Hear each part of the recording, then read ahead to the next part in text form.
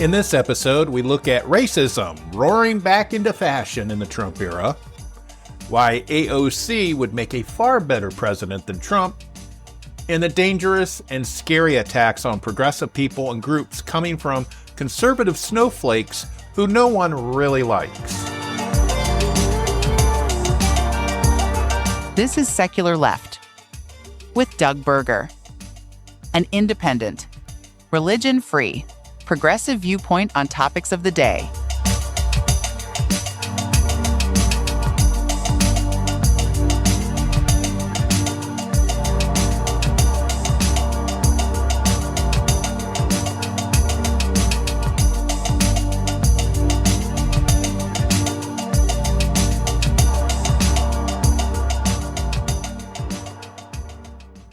Since the 1940s, one of the most restricted areas for church and state separation, where we see a lot of legal precedents that have been set in the U.S. Supreme Court, are public schools. And one of the reasons being is because mixing religion in a public school with students who are not free to leave due to mandatory attendance laws violates their civil rights. It violates their right to freedom of religion for themselves. Because the school or the teacher acting as part of the state or part of the government is dictating what religion to expose to these children. And that was one of the main arguments where we saw the the school prayer cases, where we saw the Zorach v. Clausen. There's dozens of smaller cases as well. And basically, it's the idea, the legal idea, that since children aren't in school voluntarily, and they're not allowed to leave, if you expose them in a general metaphorical way to religious teachings, then you are subsuming their right to their own religious education. You're violating that child's parents' right to dictate how their child is taught in religion. And that's been, like I said, that's been part of the legal landscape for decades. It's kind of going back the other way now. It's this idea that the conservatives came up, including Christian nationalists and cheap labor conservatives. They came back and they said, well, if the court comes in and invokes this law, it says you can't do this because you have to protect the children, then you are violating the rights of the teacher or the organization or the other entity of their right to freedom of religion. Or in this case, in the teachers, their right to free speech, right? Because they've turned this upside down, and they're saying that if you're trying to protect Timmy and Jane from their teacher's religious extremism, then the teacher is the victim. That's what they've been doing in a lot of these legal cases. Like when we had that case about the coach praying on the football field, where they faked him being in trouble to get it in front of the Supreme Court, and the Supreme Court ruled in his favor and said that the school violated his right to free speech, freedom of religion. And so you see the conservatives doing this now. The other thing recently that is coming up is that there's this group, this conservative group, that is going around to different universities and filing complaints, Title IX complaints. Title IX are discrimination complaints about, and I don't mean to laugh because this is a serious issue, but it's just an absurd argument. Is they argue that scholarships and grants that are for specific racial groups are discriminatory towards white people. And so, according to Title IX, you can't discriminate based on religion. You can't discriminate based on race.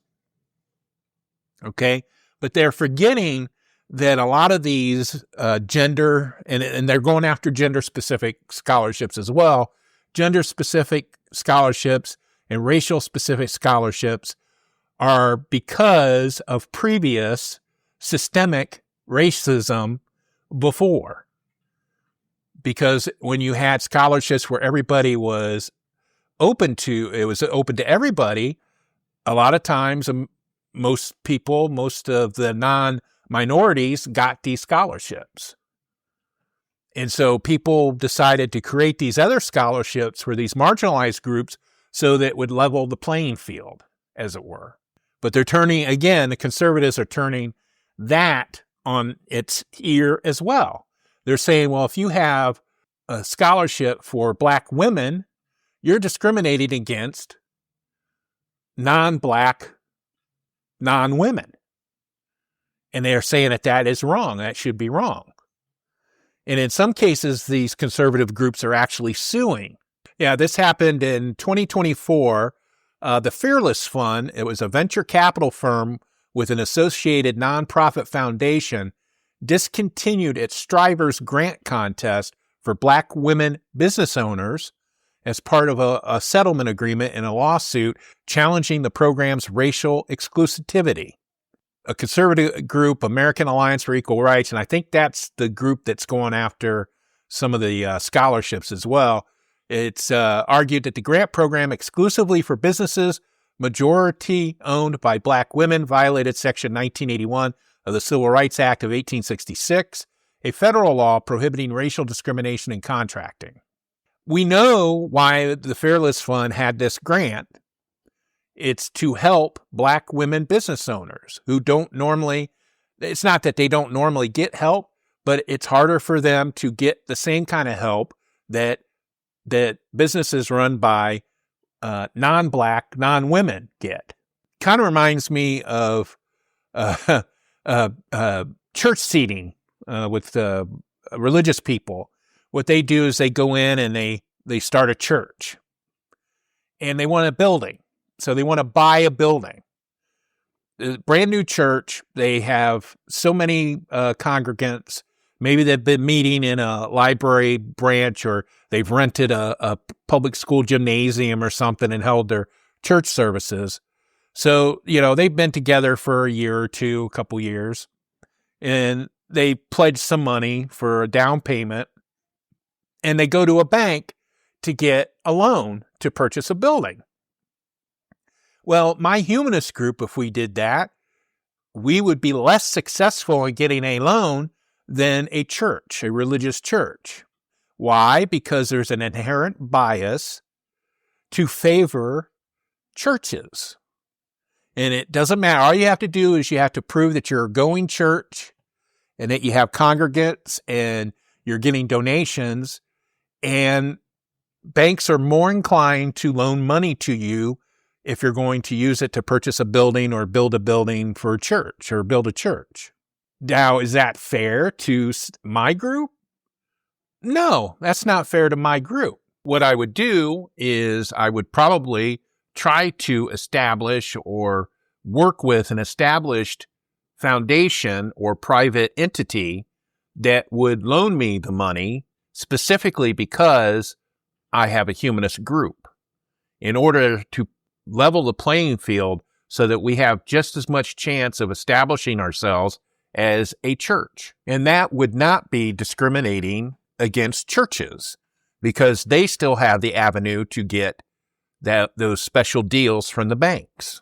We're not taking that away by establishing a separate fund or a separate mechanism for non-religious groups to get loans. And the thing is, these programs for these black businesses and Asian students and people from Lithuania and things like that, it's to correct previous wrongdoing against marginalized groups that we have historically done to people in this country. It's to fix racism. And the thing is, these grants and scholarships and other funds that go to these marginalized groups, they don't take anything away from white people. Somebody once, I saw it on the internet, or somebody told me that equal rights is not a pie. If you give equal rights to everybody, you're not losing anything. And it's the same with these scholarships. There's tons. Oh my goodness. When I was going to go to college, there was page after page after page after page of grants and scholarships to apply for that were not selected for a particular group, that was open to everybody. And basically what it is these conservative groups attack these programs, these grants, these scholarships, to get them taken away or opened up to everybody, which means that the marginalized groups then have less access to them. And that trickles down and prevents marginalized people from going to college, because if they can't pay for it, their only recourse is to get a student loan, which many of them won't be able to, or they have to work, which means it takes them longer to get through college. It really degrades their experience. So the conservatives do that. And then the third thing came up today. The U.S. Supreme Court had this week had a hearing on a case out of Louisiana where some white people are suing the state of Louisiana for a congressional redistricting map. Louisiana was the heart of the Confederacy during the Civil War. They were the shakers and the movers in the Jim Crow era.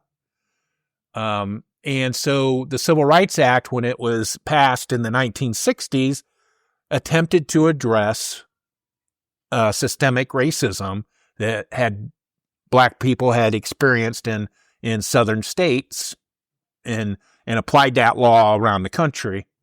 And one of them was called Section 2 of the Voting Rights Act. Basically what it would do, it would protect marginalized groups of voters to make sure that they were represented according to their population. So if they made up 30% of the population, then they should be able to choose 30% of their representatives. And a lot of times they draw these districts to dilute minority groups, particularly Black people, because these white supremacists in these southern states and other states, this has even happened in Ohio, but it's all based on racism, is that these white supremacists naturally assume that all Black people vote Democrat.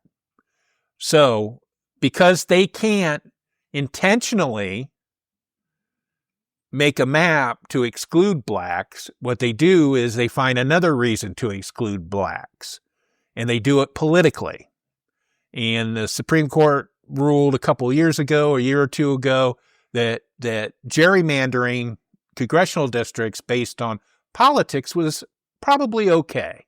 So they have this thing, and the way that the conservative justices were asking questions and talking about this Louisiana case, it looks like that they might finally get rid of the entire Section 2 of the Voting Rights Act. And so Kate Riga at Talking Points Memo had this article up today, and I just want to read probably 3 paragraphs, and then I'll throw a link up. She starts out, it says, a central grievance motivating today's conservative legal movement and the Republican Party more broadly holds that any measure rectifying the country's habitual discrimination against minorities actually discriminates against the in-group. This is why Black Lives Matter, a call to recognize the disproportionate violence and death Black people suffer at the hands of the state, is met with All Lives Matter. It's why DEI has become the battle cry for rolling back the perpetration and memorializing of civil rights advancements. It explains why Republicans' fixation on protecting freedom of speech evaporates as soon as they bump up against speech they don't like, say a rally to protest the Trump administration's authoritarian behavior. Civil liberties are a zero-sum game, this thinking goes. So any protection of minority groups must implicitly harm the majority group. That same grievance animated the right-wing justices Wednesday as they heard a case that could decimate Section 2 of the Voting Rights Act, which voting rights groups typically use to prove that states are diluting minority voters in a given district to decrease their electoral power. Section 2 is the last weapon in a landmark civil rights legislation that the Roberts Court hasn't yet destroyed and has been a bulwark against largely red state legislators, often in the states that made up the Confederacy, using crafty line drawing to ensure that white voters always have disproportionate power over Black ones to elect the representatives of their choice. And basically what it is it's a technique called crack and pack. And so what you do is you take a large minority population and you divide it into little bitty pieces and connect it with a district that has a large white population that votes Republican. And so basically what you've done is you've diluted the voting power of that large Black population. It's kind of like if you take oil and put it in water. You're going to dilute the oil at some point. And that's the whole point. Here in Ohio, they have a Black majority. I think there's 2 districts in Ohio that are Black majority. One is in Columbus and the other one is in the Cleveland area. So if this court case goes through and the Republicans in Ohio are allowed to redraw the maps to how they want it to protect the Republicans, they could make sure that Democrats don't get another seat. And so you have to ask yourself, what's the issue here? Well, John Roberts, Chief Justice John Roberts, worked in the Reagan administration in the Justice Department, and he had written a paper about decimating the Voting Rights Act. And basically what conservatives like him, they are like, well, there's Black congressmen, there are Black senators, so we don't need to protect the Black vote anymore. We can go back to everybody having the chance and not have any special rules to protect Black voters or other minorities. That's their argument. That's their point. And the thing is, systemic racism still exists. Okay? Just the fact the way they're gerrymandering the maps now and the crack and pack and the voter suppression laws that they keep passing, like doing away with early voting centers in Black neighborhoods so that they have to go clear across town to vote early. Like here in Ohio, the county is only allowed to have 1 early voting center. For example, here in Toledo, in Lucas County, there's at least 100,000 people in the county, and if you want to vote early, you have to travel to Toledo to the early voting center on West Sylvania Avenue. And not everybody has transportation that can do that. So they do things like that to dilute the vote for people who are more likely to need representatives that can work with them and help them survive and get food assistance, or help them try to get a job or economic development, things like that would be listening to them instead of some rich guy, some rich billionaire that gets phone calls returned and has the representative over for dinner and talks and says, hey, let's do this. Let's do this law. And the representative's like, hey, that sounds like a good idea, Bob. Meanwhile, Joe and John over in the poor neighborhood, they just want to have safe streets and a road that isn't full of potholes. And so they would like a representative, elected official, that's going to respond to those issues. Gerrymandering maps to hurt marginalized groups is not the answer, but that's where we're at.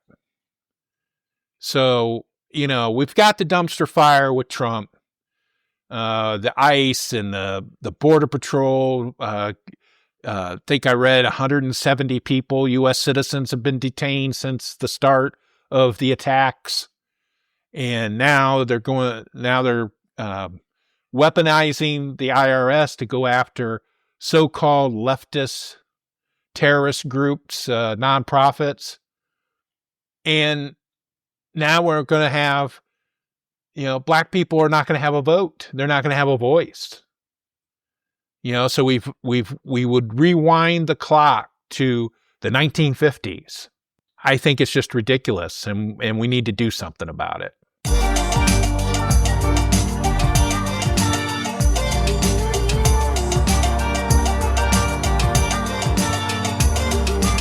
For more information on the topics in this episode and the links used, visit secularleft.us.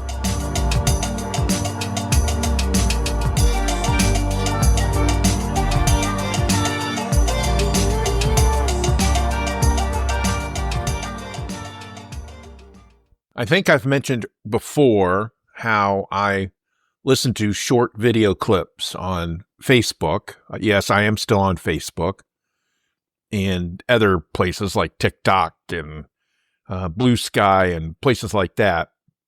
And I really like the idea. And then I do that for the podcast is I do short clips and try to promote the episodes. And so I really enjoy them. And what I wanted to do is I wanted to share one that I listened to the other day that was posted by Congressperson Alexandria Ocasio-Cortez, or better known as AOC.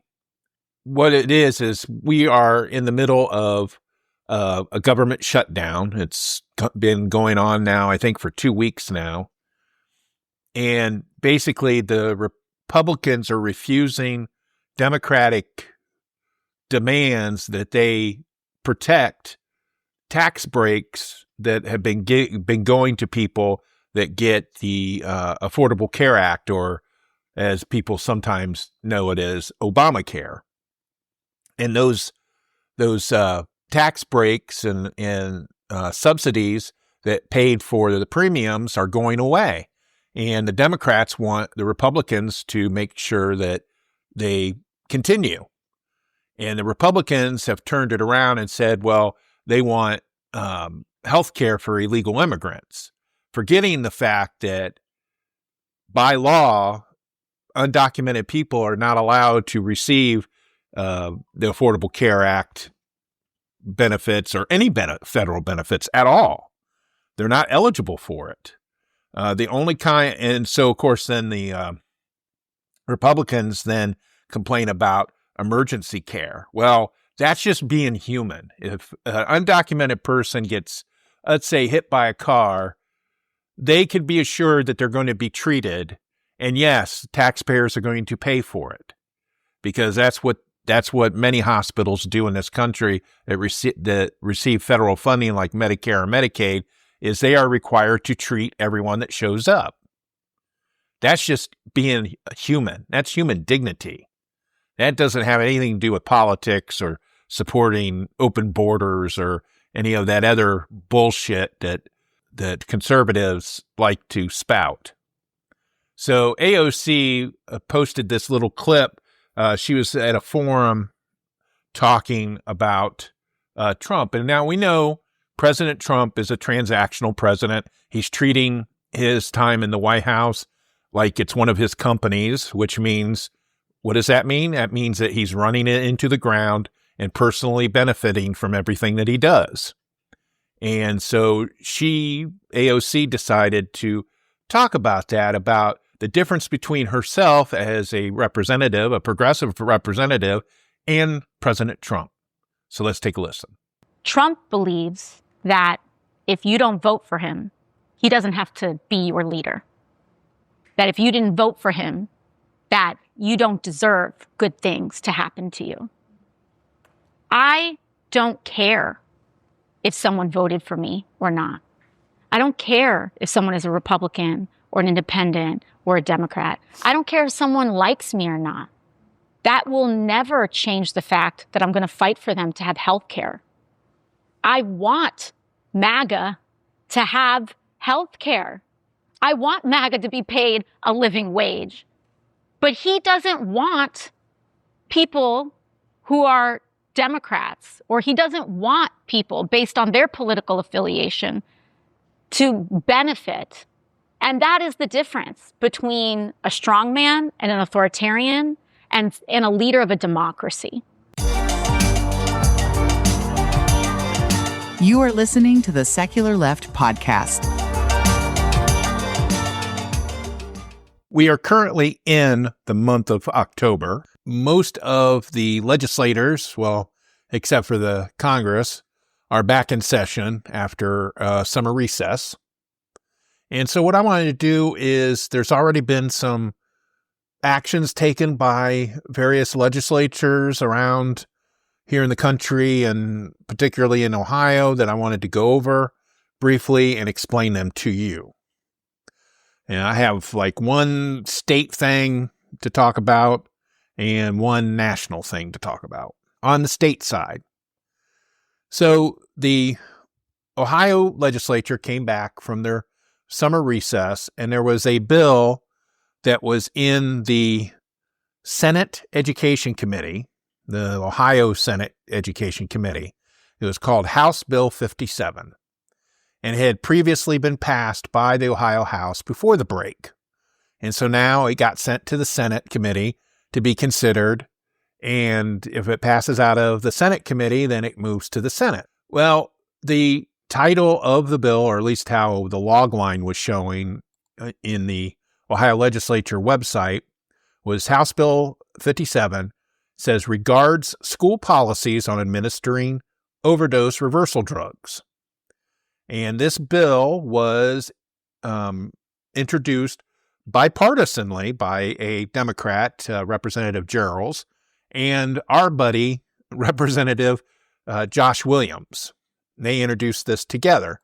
And what it would do, what the original purpose of this bill was to regulate how schools would administer overdose reversal drugs. Because you have to remember, in public schools, in at least in Ohio, I don't know how it is in other states, at least in Ohio, administrators and teachers and everybody, they're not even allowed to give out Tylenol.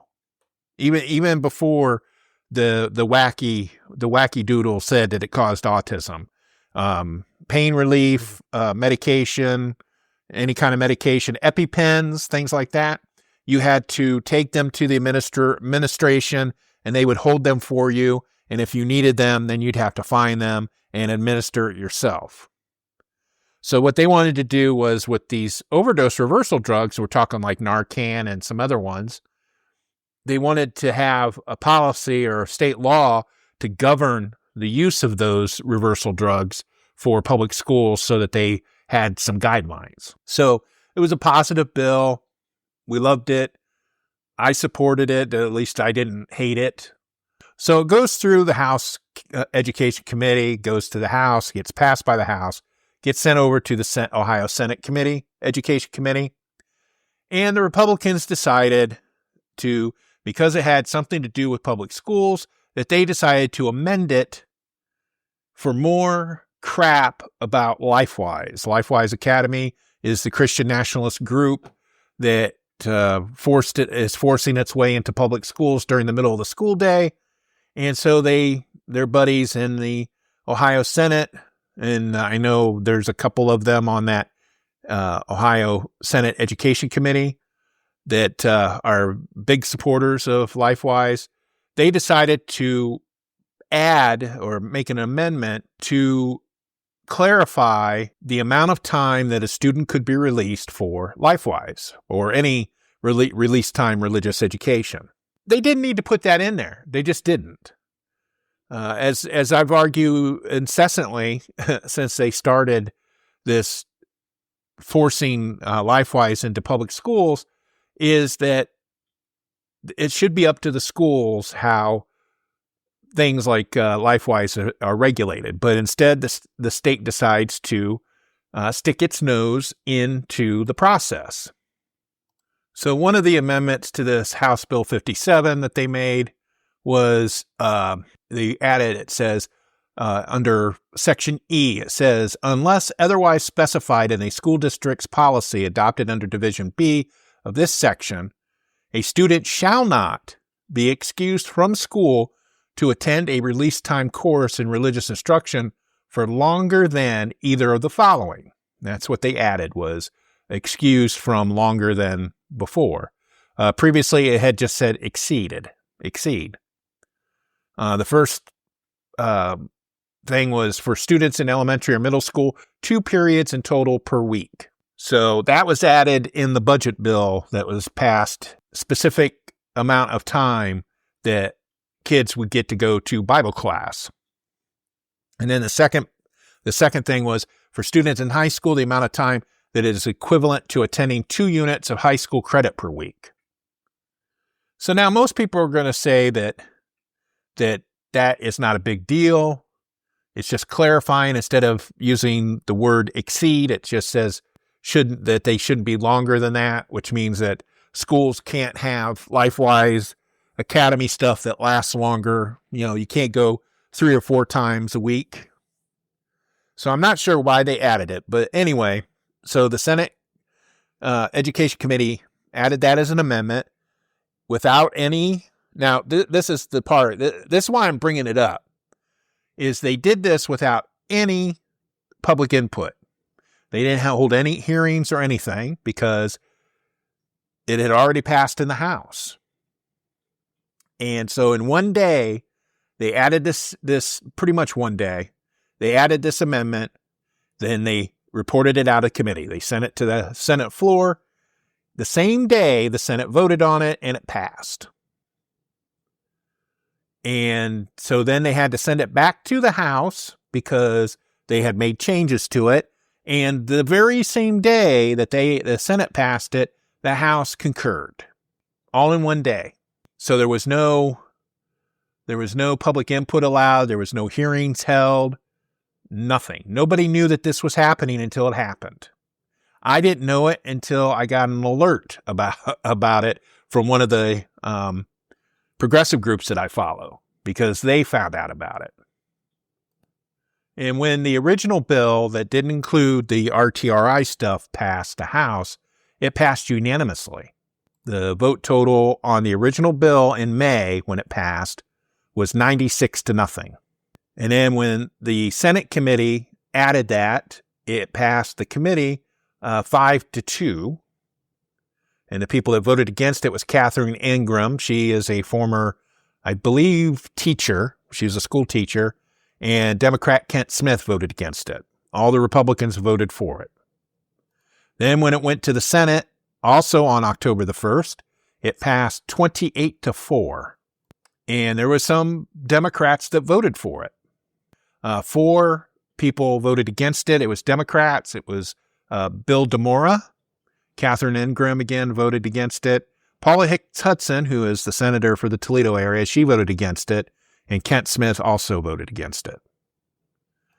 So then when it went back to the House for the concurrence, now remember, when it passed in May, it passed 96-0. When it went back with the changes, with the addition of the RTRI stuff, it only passed 76-18. Erica White, she's from the Toledo area. She represents the Toledo area. Michelle Grimm also, she's from the Toledo area. She voted against it. Beryl Piccolomictanio, she is a former school board member. She voted against it.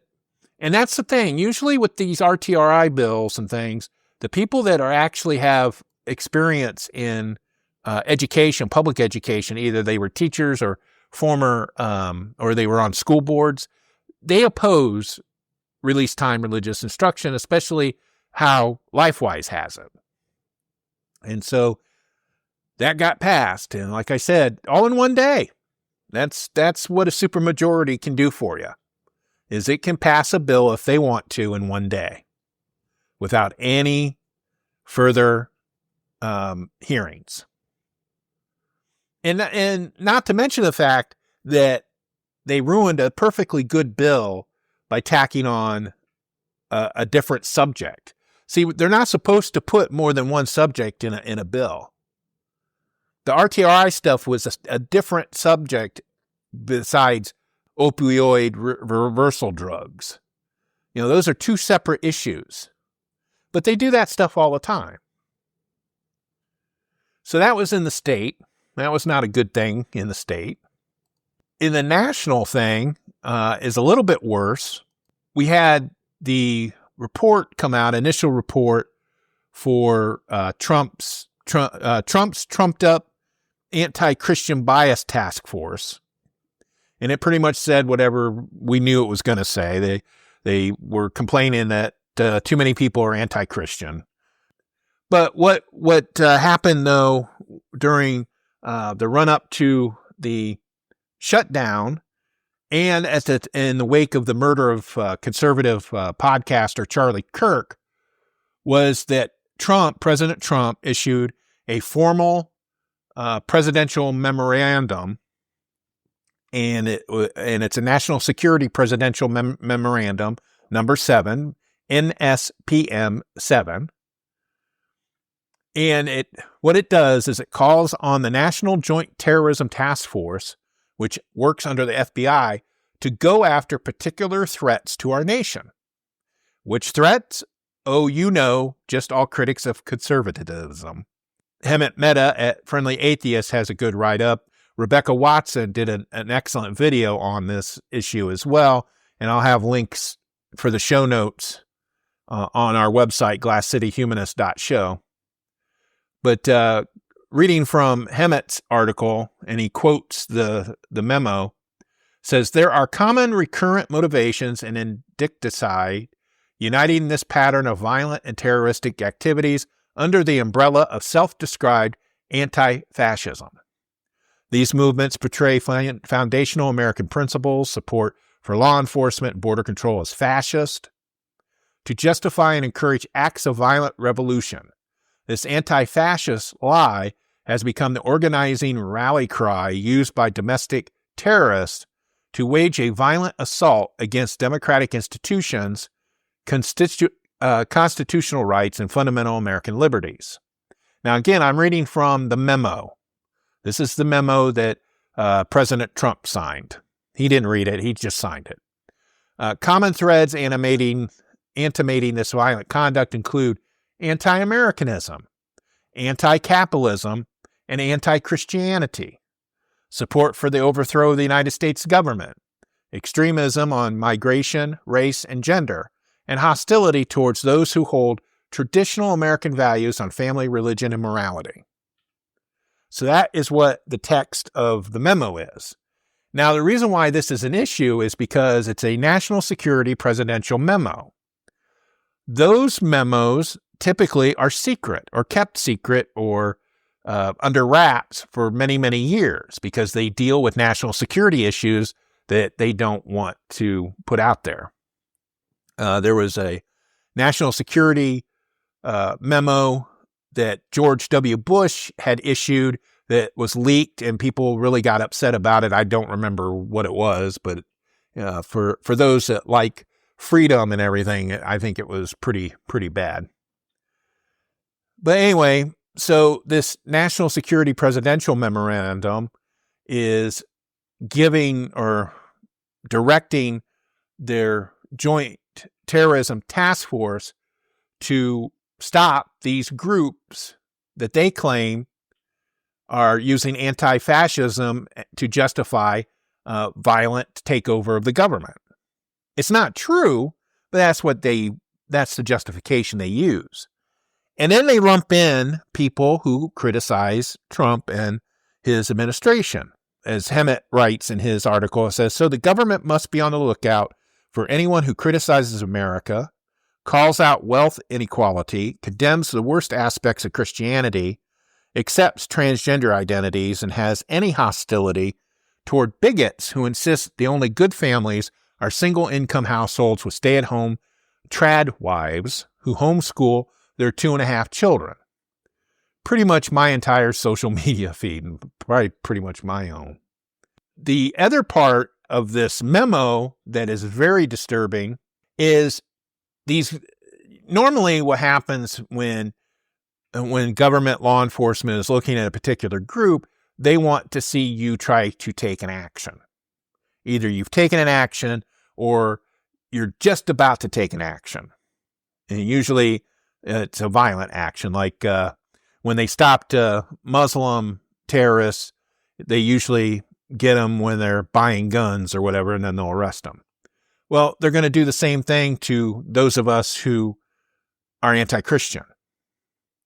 It says and this is quoting the memo again, it says, the United States requires a national strategy to investigate and disrupt networks, entities, and organizations that foment political violence so the law enforcement can intervene in criminal conspiracies before they result in violent political acts. Through this comprehensive strategy, law enforcement will disband and uproot networks, entities, and organizations that promote organized violence, violent intimidation, conspiracies against rights, and other efforts to disrupt the functioning of a democratic society. And as Hammett writes again, he says that the way that's worded, conservatives could argue that atheist organizations that routinely push for church-state separation, criticize religion, and refute the false beliefs of Christian nationalists are disrupting the functioning of a democratic society and need to be shut down. This memo gives law enforcement permission to disband those groups long before they've done anything to warrant any kind of scrutiny. This isn't about seeking justice after a group has done something wrong. It's about going after them on the assertion that they will do something wrong. And this brings up a point that I'm going to talk about. It was an effort that was done by the federal government in the 1960s, 1950s, 60s, into the 70s. They called it COINTELPRO. And basically it was a program where they would have government agents infiltrate certain groups that they were wary of and attempt to disrupt those groups and break them up and stop any anti-American things that they may try to do. They did surveillance. They infiltrated with, they would send people to join and take over the group and then get rid of them. They would jail leaders, etc. Now, what the problem was is that they did this without any legal authority to do it. There's a thing called the Constitution. We have a right to get together in groups. We have a free speech right to express our grievances to the government. As long as we're not bombing things or shooting people or being violent in that way or destroying property, they don't have a legal basis for arresting you or putting you in jail or surveilling you or anything. But that's what they did through the whole 50s, 60s, and 70s. They justified it as trying to keep out communism, but it hurt a lot of people along the way over many decades. If you get a chance, do a Google search on the Church Committee. That was where it all came out.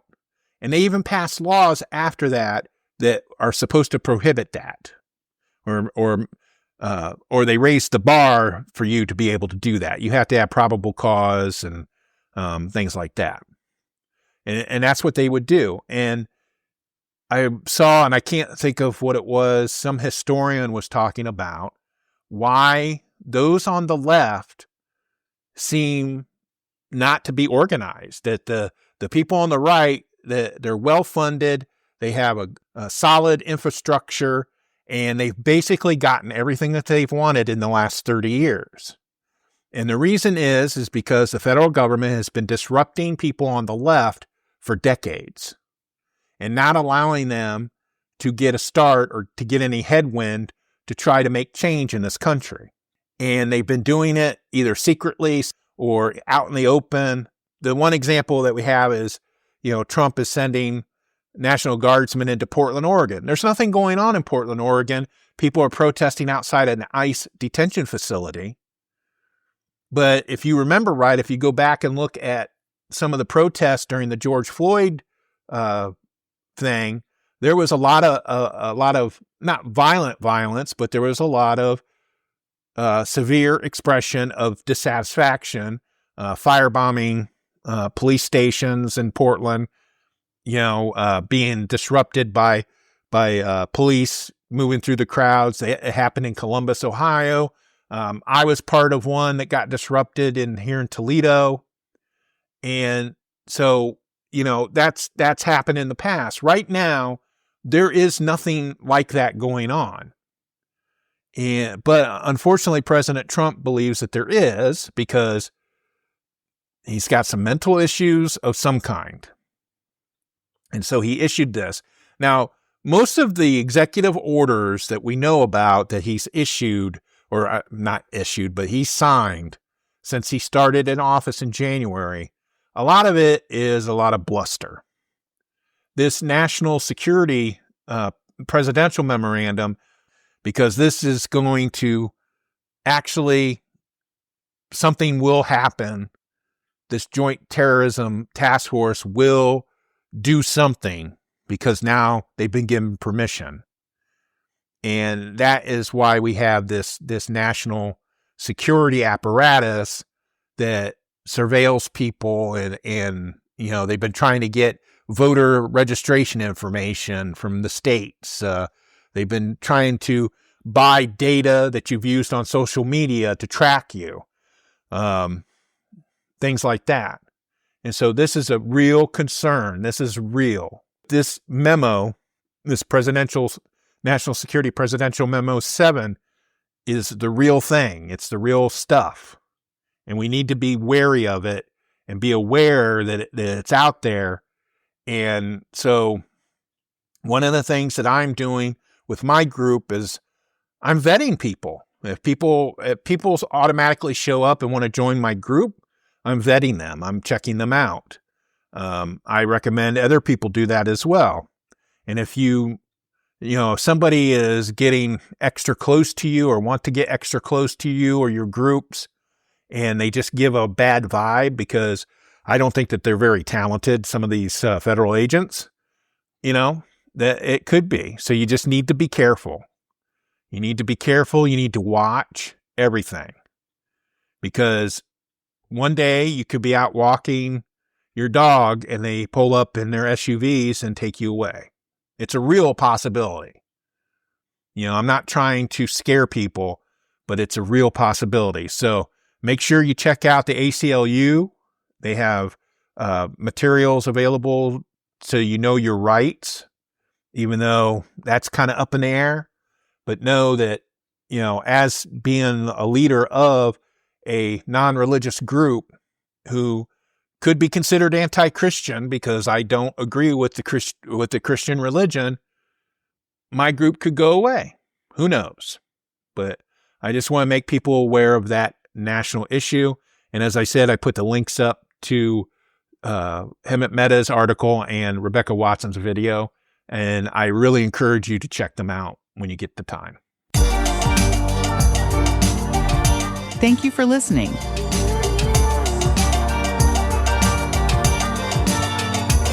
Secular Left is hosted, written, and produced by Doug Berger, and he is solely responsible for the content. Our theme music is Dank and Nasty, composed using the Amplify Studio.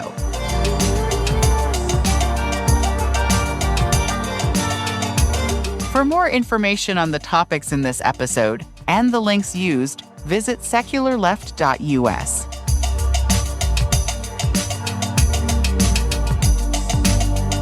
If you want to support the show, share it with your friends or visit our merch store at secularleft.us/shop. See you next time.